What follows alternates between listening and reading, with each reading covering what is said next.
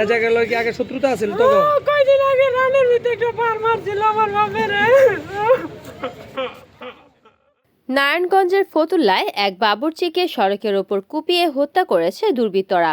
সোমবার 12 জানুয়ারি রাত 8:30টার দিকে ইজদার রেললাইন এলাকায় এই ঘটনা ঘটে বলে জানান ফতুল্লা মডেল থানার ভারপ্রাপ্ত কর্মকর্তা আব্দুল মান্নান।